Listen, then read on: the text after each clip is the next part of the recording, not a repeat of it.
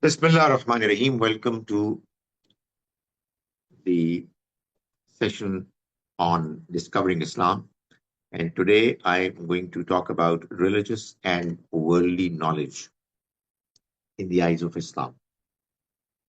Uh, One thing that one can figure out from what the Almighty has mentioned in the Quran in a number of verses regarding ilm, knowledge, is that true knowledge is what leads to the truth. The idea should be to learn to seek the truth. And it is Allah's religion and His book that tell us most clearly that the ultimate truth is the Almighty, the Creator, and His grand plan, which includes the life hereafter. So, whatever knowledge you have, it should ultimately take you close to understanding God, His attributes, and the plan that He has for this life, which obviously includes the next life. Uh, Knowledge, that is understanding that you don't have as yet, and you acquire, and you therefore learn more and become, uh, enlightened. It can either be based on divine revelation, wahi based, or it would be based on the research and understanding, uh, vision, reflection of human beings. So these two categories are there.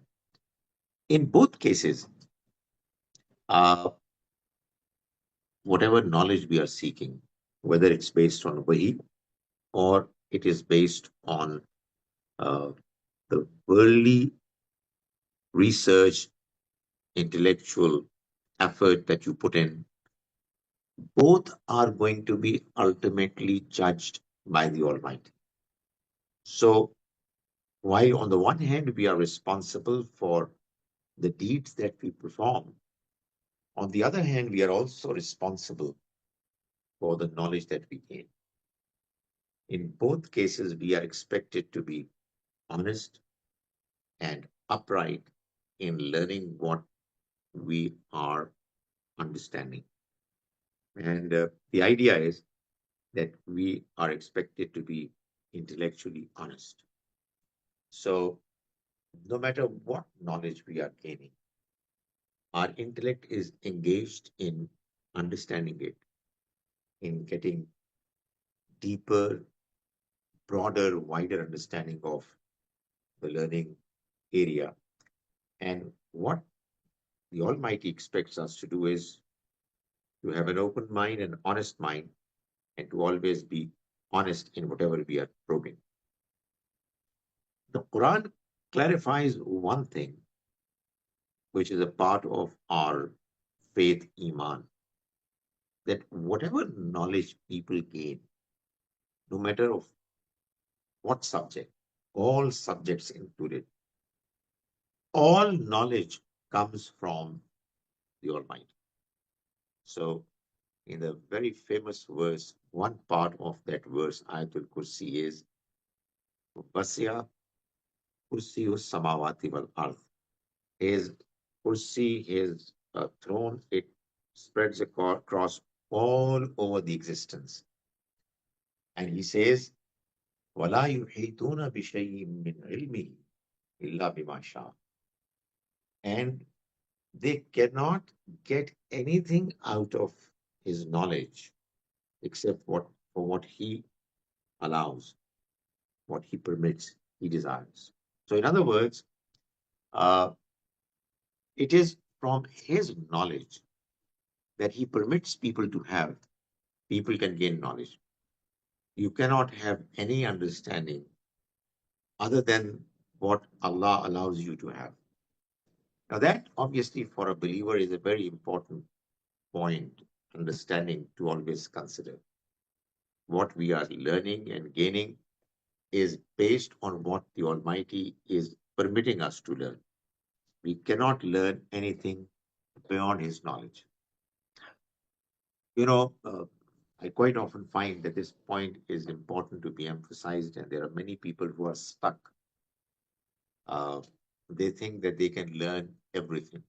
And that's one of the unfortunate limitations of human learning, that they exaggerate their possibility, their potential of learning.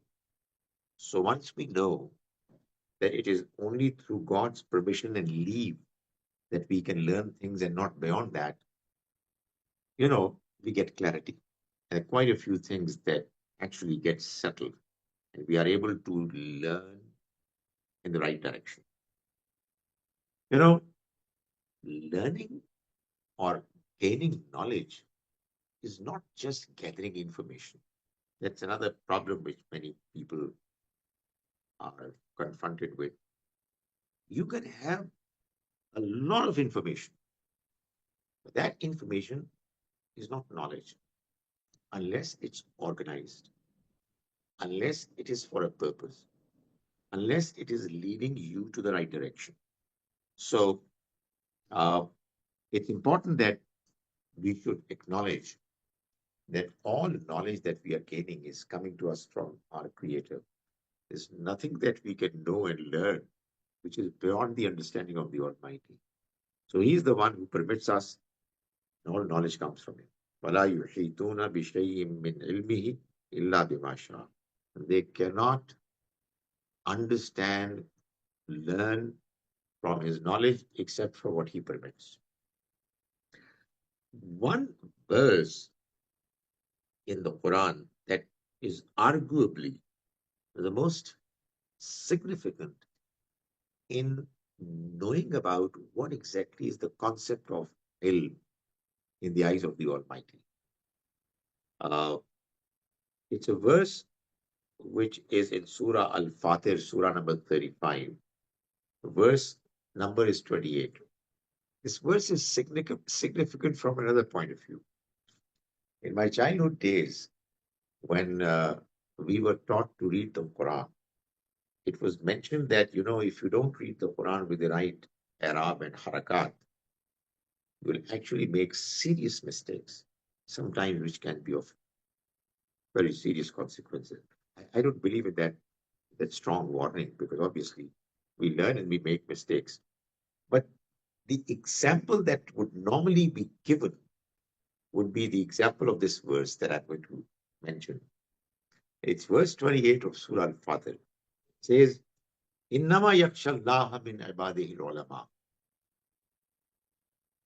Those who fear Allah are only the ones who are ulama, who are knowledgeable. Nobody can fear Allah except the one who knows. Now, here, obviously, knowledge means that you understand who your God is, what are his attributes. You know the relationship between the world that you're living in, your own self, and your Creator. When you are aware of it, when your knowledge inclines you to, helps you to understand the relationship between you and your Creator, it's only then that you're going to be truly fearing. Because, I mean, you would know that your Creator has created this world for a purpose. You would know that He knows everything that you are doing. He knows, you know that you are going to be accountable to Him, and you're going to be absolutely fair. You will know the vastness of the existence that He has created. It's only then that you'll be really properly fearing Him. So, knowledge should lead to this taqwa, consciousness of the presence of the Almighty. That is why there is this famous statement, Rasul Hikmah, Makhafatullah. The climax of wisdom is fear of Allah. So, when you have gained wisdom and knowledge at the highest level, what it is going to lead you to do, to behave, is that you will fear. You will come to the understanding and conclusion that I'm living in a world where I am a very ordinary existence. I am vulnerable. I'm dependent. And there's somebody out there who has created me, is providing me with everything that I need. He has control over everything. He can do anything you would want to. And you start realizing it, you start becoming fearful of his presence.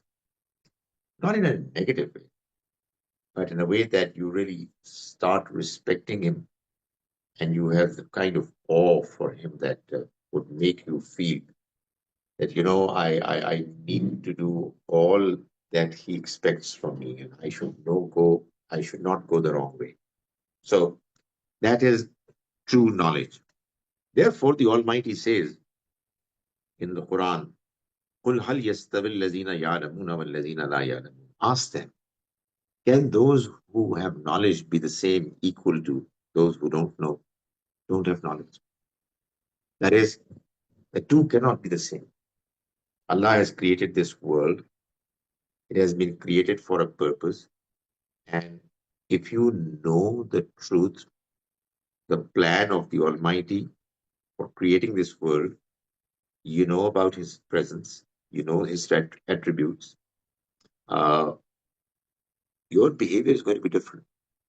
And the person who doesn't know quite often in the Quran means doesn't want to know. So, the Quran says that there are people who want to learn and there are people who don't want to. They don't want to learn because of the reason that they want to make the best out of the life that they have been given. They don't want to look beyond this life. They have a problem of ego. They think that they know everything and therefore nobody else can tell them because any message from God is going to come through some human being. And quite often the Almighty arranges for the humans to deliver His message who are morally absolutely, impeccable, not, uh, you know, close to anyone else in their excellence. But they may not be, from a worldly point of view, rich, strong, famous. And therefore, there are people who would not want to learn from them. So there's a problem of ego, arrogance, or there's a problem of worldly desires which prevent people from looking for the truth. Because, I mean, if you would know the truth, you will know the purpose of life. And whatever be the purpose of life, it will restrict you from going for your base desires in an unrestricted way. You will have to be disciplined, control yourself. So that's what the Quran says. Can the two be the same? Can the ones who know and want to know be the same as those who don't know and don't want to know? About ilm, knowledge, there's a famous hadith that says, Talabul ilm faridatun ala kulli Muslim. Seeking knowledge is obligatory on all believers, believing men and women. Quite often, this hadith is mentioned. It's a famous hadith. And quite often, it is mentioned, and the explanation offered is that what it means is that you should have essential knowledge of the farais. How many prayers have you to say? What are the details of those prayers? How many farais in each prayer, and so on. I mean, honestly, this is no knowledge. This is just information. This is what you learn from your environment. What is so great about it? I mean, I am brought up in a Muslim society. I'll learn through my experience of that society. Obviously, I'll go to the masjid and find people praying there. I think this statement is very profound. It is obligatory on all believers to learn knowledge. What knowledge? How much? Well, the knowledge that is going to make you believe in your religion properly in a way that you are satisfied and to be able to function properly as a believer in this life. And how much? As much as your potential allows. Each individual has a different potential. And it all depends on your environment. It depends on where you are living. What good is your Islam if you are living in a society where most people are non-Muslim and you can't even introduce Islam to them? I mean, how can you protect your own Iman faith when you find that there are people around you who have a different point of view, a different worldview, and they are living well? They're okay, they're successful. So it's either that you will stop thinking, you will block your mind, or you will start thinking and therefore start learning. Learning what? Learning your religion. So it is binding, obligatory on all believers to seek knowledge as much as is needed. I would look at it from another point of view. Don't take it as a legal dictum, as something that has been made binding on you as a law. You are bound to learn if you are a believer. You will try your best to know more because your faith is being challenged. There are questions people are asking. Well, one way is to just avoid questions. Well, I don't talk to people about my faith. Why not? For us, there is an additional challenge. I wanted to call it a problem, but I'm not going to call it a problem. It's an additional challenge. The challenge is that our belief states that this is an understanding which is meant not just for us, but for the entire humanity. How on earth you can run away from this reality? How can you avoid people? Why would not you think about other people? It's a part of our belief, our faith. So it is binding. And what it means is that you cannot live without learning about your religion as much as is absolutely essential for you to at least survive properly in the environment, in the society you have chosen to be a part of. If you will not do it, then you are going to behave in a weird way. And you know what that way is? You say all these people are bound to the hellfire. They are all kuffar. They are all evil, dirty people. Sir, why? I mean, what is the problem? How did you say that? You'll quote a few verses, but have you understood those verses?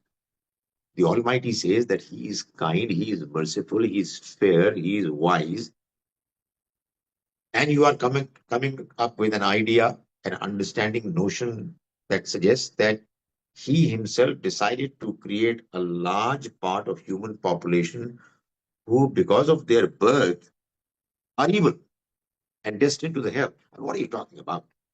Makes no sense. So you've got no choice. You've got no choice but to learn and learn properly your religion. So that is what it says. And obviously that would mean spending time. I mean, that would mean adjustment. That would mean balancing. So this is something that we need to do. And obviously those who already know have a duty to let others know.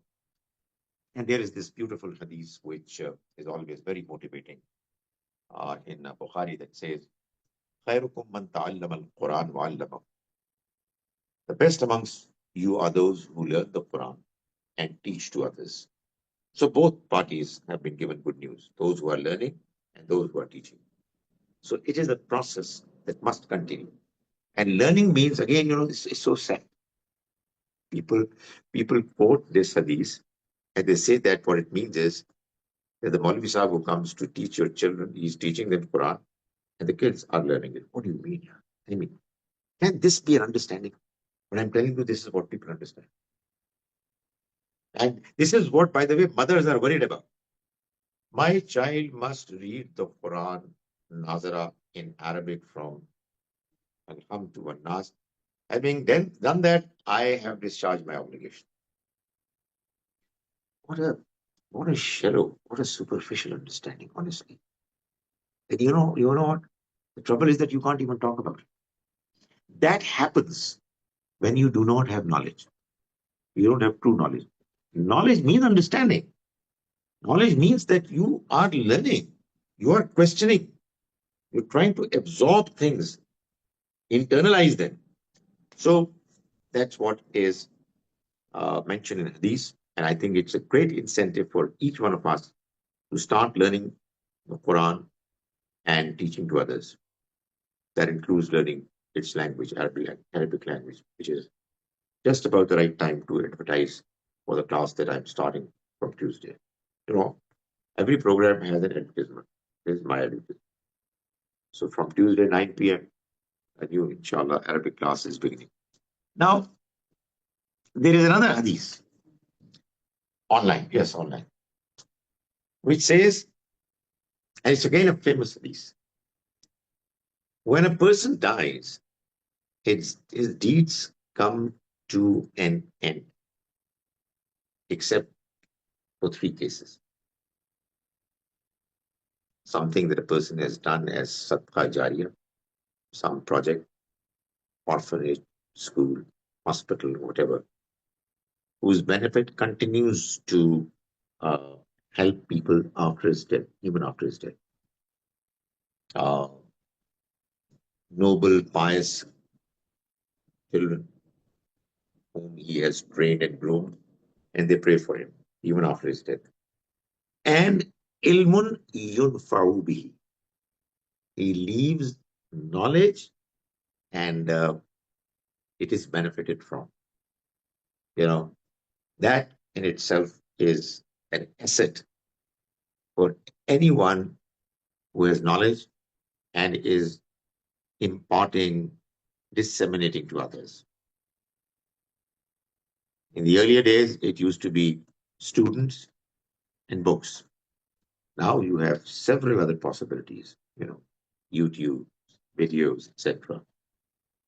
There's so many people that we know have passed away, and people are still benefiting from what they had said in large numbers. So this knowledge continues to help you even after you're gone. Now I come to the other part of this topic, which is the worldly knowledge, so-called worldly knowledge. What we call worldly knowledge, it also becomes equally desirable when that knowledge is gained, for instance, number one, to earn halal risk. You have to earn a living for yourself and your family. So if you are gaining worldly knowledge with the purpose that you would seek the Almighty's blessings in the form of some employment or business or another way of earning revenues, then that knowledge is also something that is going to bring you reward in the eyes of the Almighty. It's going to be appreciated because you're doing a noble task. Okay, it may not lead you to come close to God in the sense that you will learn more about His world, the more about the plan of His world, but most certainly you will learn something about what He has created and how to benefit from His creation to help making a living. So that's one reason it could be desirable. The other is that you remember God and find the purpose of life, or you are able to help others. So, sometimes you are learning, and through learning, you are able to get an understanding that leads you to learn more about God. So the Quran says, for instance, إن في خلق السماوات والأرض واختلاف الليل والنهار لآيات لأولي الألباب. Indeed, in the creation of the heaven and the earth, and the alternating nights and days coming next to each other, There are signs for those people who are knowledgeable, who use their intellect. So, you're studying something, medicine, psychology, anthropology, history, science, and any subject. And while studying that subject, you are able to come across something marvelous, amazing of the Almighty's creations. And you are therefore able to connect yourself with your Creator, and you praise Him, you glorify Him, you thank Him. This is what true knowledge can do to you if you are able to seek knowledge with the right purpose. But there is a very interesting verse in the Quran, uh, which makes you feel that, if you are a believer, then whatever technological progress is taking place in this world, you can look at it, you can make use of it, and you can remember Allah. So the Almighty Himself has mentioned it in Surah Rahman, Surah number 55, in verse 24. 24 وَلَهُ الْجَوَارِ الْمُنْشَآتُ فِي الْبَحْرِ كَالْأَعْلَامِ. You know what it means? It means, and to Him belong the ships which sail elevated in the sea like mountains. This is what the Almighty is presenting to us to look at and marvel at what the Almighty has done. فَبِأَيِّ آلَاءِ رَبِّكُمَا تُكَذِّبَانِ. So, what kind of uh, blessings and marvelous creation of your Almighty are you going to deny? How can you deny that? So, what it means is that the Almighty is saying, He mentions proudly that look here, these trees, plants, when they bear fruits, look at them and remember me. I've done this for you. In a similar way, he's talking about these chips. Why? Because somebody might ask that, oh Allah, I mean, if there is humans who have made it. And the Almighty's reply would come, who created humans? Who gave them this intelligence? Who created all the resources which humans were able to employ to put them together to make a ship? Who gave water this quality to be able to, you know, uh, support the ship with its huge weight and yet not cause it to sink? All these laws of nature were created by the Almighty. And when we see that ship and it goes through sails, travels, the Almighty wants us to say that this is His kindness, His sign, His mercy upon us. And that's true. And that is true. I'm sure if the Quran would have been revealed today, it would have certainly mentioned about the aeroplane. My goodness, each time I go on a flight, I ask myself, how is it happening? I mean, how on earth is it happening? When I'm sitting in a plane, it's in the sky. And in very little time, I'm going to travel thousands of miles away from where it all started. فَبِأَيِّ آلَاءِ رَبِّكُمَا تُكَذِّبَانِ. Honestly, it would have certainly said. That is what the Quranic message, tells us. You look at what the Almighty says, and in the context of what was available then, and you then extrapolate it and apply it to the later times. Every invention, every amazing act of technology, of output of technology, is to be praised, and we should marvel at it, praising the Almighty. I mean, the Quran. There is a passage in the Quran which tells us that the Almighty took time to cause this planet of ours to be ready for us with all the needs that we humans will have in the future. You see, a ship did not get created and it doesn't float for no reason. There's so many factors that come together to make it possible. This is even more amazing in the case of an aeroplane. For example, I mean, imagine that I mentioned it before, that under the surface of Earth, there was this oil, petroleum, that was there for hundreds and thousands of years, waiting for it to be discovered, taken out, and used for cars and airplanes. All this has been done by the Almighty. Had it not been there, how could you have had these vehicles? So, what I'm saying is that this part of knowledge is also what the Quran presents to enable people to look at uh, these inventions that they are benefiting from, and they should thank the Almighty.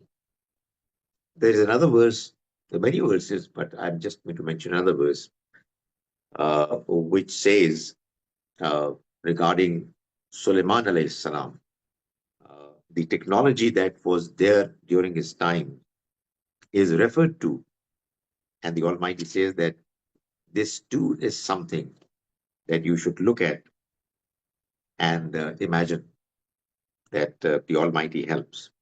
It says, وَأَسَلْنَا لَهُ عَيْنَ الْقِطْرِ, and we caused a fountain of molten copper to flow at his behest, at Suleiman's behest. Obviously, there must be some industry, some technical way of causing uh, copper to be melt and to be properly used for the purpose that was it was meant to be used for. It was done by humans. There were techniques involved, but the Almighty is saying that وَأَسَلْنَا لَهُ, and we caused Ain al-Qitr, the molten copper fountain, to flow. We caused it to flow. Allah has the right to say that because He is the one who enabled all this to happen. The understanding, the experience, the ability to learn, experiment, and all that has come from Him. And then the resources have come from Him. Copper was created by Him. So He attributes it to Himself, and rightly so. Uh, there is another important verse which we find in Surah Al-Kahf, verse 98 of Surah number 18 Al-Kahf, where the Almighty tells us about the story of Zulkarnain, probably the King Cyrus. He was approached by people belonging to his kingdom who were constantly being troubled by Yajuj or Majuj, Gog and Magog, a nation. So what he did was that he asked for the help of the locals to enable him to create a wall. Uh, and it was a great feat of engineering that enabled the passage that Gog and Magog would use for them to enter their territory and cause harm to them. So that entire passage was blocked, and it was done by using, you know, molten iron and other, uh, different available uh, resources. But at the end of it, when it all happened, uh, Zulkarnain said, "Haza rahmatum min Rabbi." This is the blessing of my Lord. That is, I was able to do it because my Lord enabled me to do it.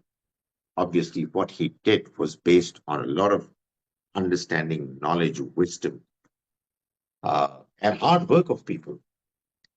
But this is what one should always believe and say that it's from the Almighty because He has enabled.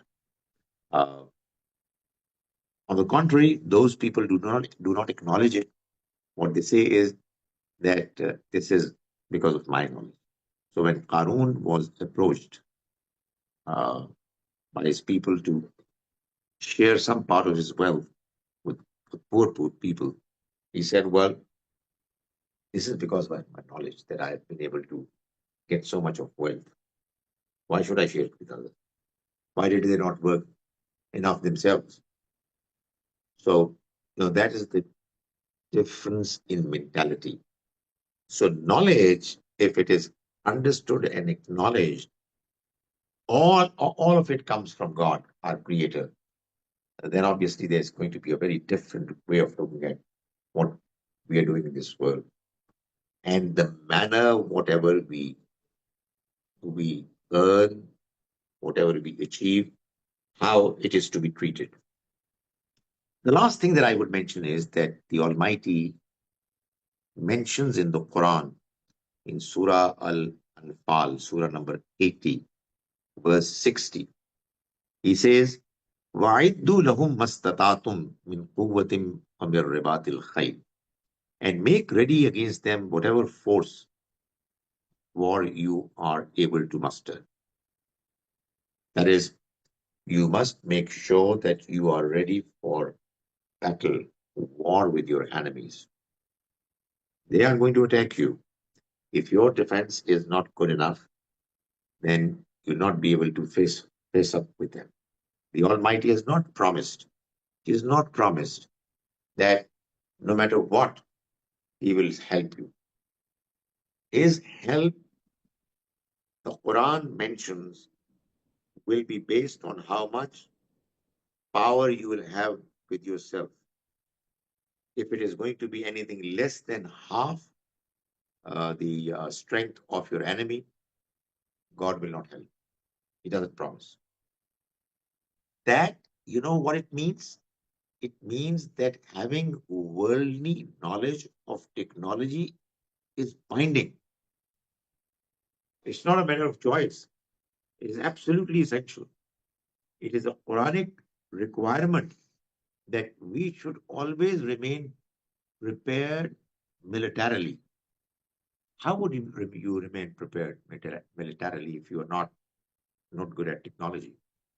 This is mentioned at the time the Quran was being revealed, when there was honestly hardly any technology compared to what we have now. And yet the Almighty says, be prepared, remain prepared. So preparedness for war in itself is an requirement of the Almighty, which would demand from us that we should have the knowledge of the latest technology. We not only have it, we employ it to make sure that we have the resources, we have the arrangements that will enable us to defend ourselves against the belligerent uh, enemies. So, all in all, what I'm saying is knowledge, whether it is of religion or whether it is of this worldly life and its resources, it all comes from God, Creator, and if it is learned properly and is utilized properly, then it all has to do with God's pleasure. We can earn pleasure and we can feel good about it. What we are doing is actually desired by Him. There's nothing that you learn which can go against the expectations of the Almighty, so long as our intentions are good, so long as what we are doing for the right purpose, and at the end of it, whatever we do, we come close to our Creator. أقول قولي هذا واستغفر الله لي